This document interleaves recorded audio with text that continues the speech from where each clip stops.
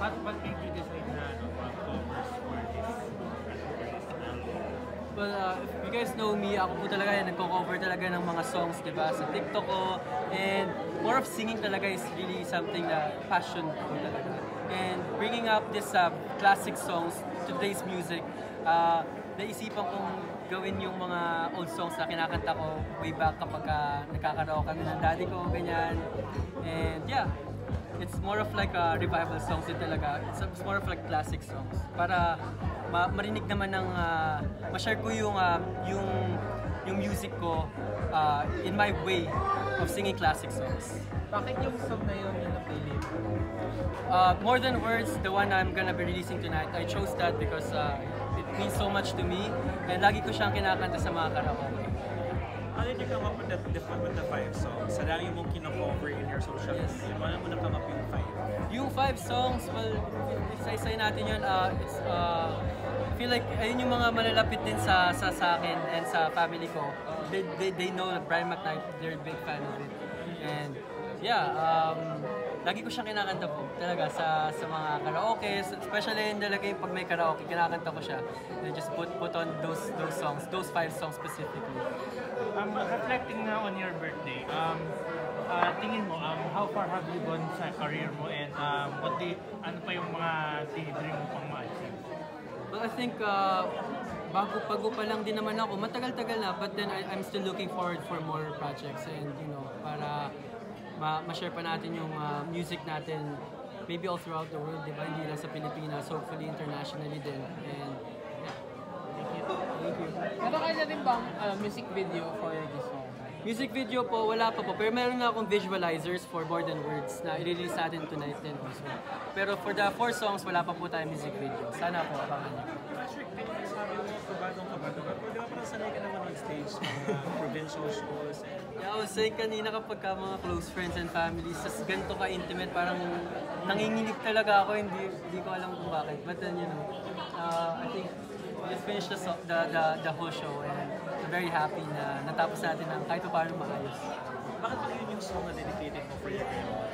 Yung Your Song, because if you listen to it, parang it's more of like, just loving someone unconditionally. And I love my grandma. So she's very, very special. So you consider yourself a lola's boy?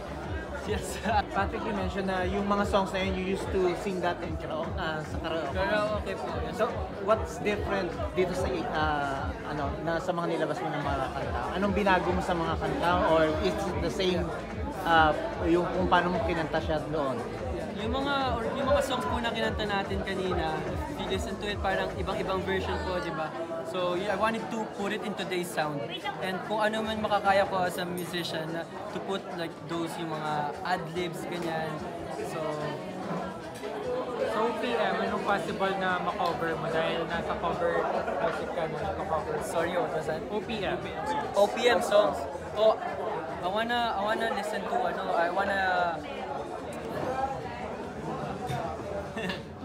Madami ba? Sobrang dami, pero siguro OPM, Origin Pinoy Music, dami naman, sobrang dami. Siguro isa na doon. Mahilig sa South Border. South Borders po, yes po. South Borders. Siguro yung kay Sir Gary Valenciano, How Did You Know? Ayun talaga yung isa sa gusto kong i-cover next. Ayun yung target ko, ayun yung nasa isa sa listahan ko ngayon.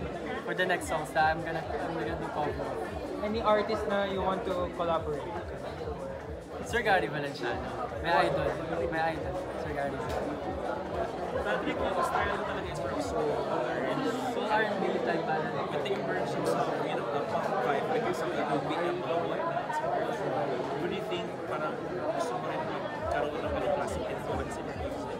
To be part of P-pop. Hindi naman, yung ganong vibe na masyadong mag-P-pop yung vibe ng song. You think kanya ka So, would you say na mas mag-focus ka with music this year or will you still do some acting projects? Kung meron mang opportunities na dumating na that me and my management will agree on sa acting career ko, bakit hindi? Pero right now, ang priority natin is launching some singles and songs. If there's a song that would describe Patrick's birthday right now, what would it be and why? A song? Yeah. Ang hirap doon. Okay, sige. Bigyan ka namin ng time. Wait lang. Siguro, ano, I don't know. What song ba? I mean, yun ang describe ng life mo right now, Yeah. celebrating your birthday. Siguro, ano, Your Song. Yung kinanta ko rin kanina from my family, from my lola. I feel like that's a very nice song to describe my birthday. Your life right now.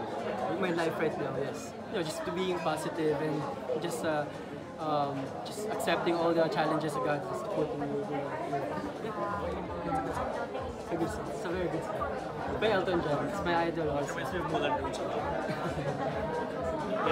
May plan ka ba to tour anywhere in the Philippines or yung maging front act din sa mga concert? Also to promote your music?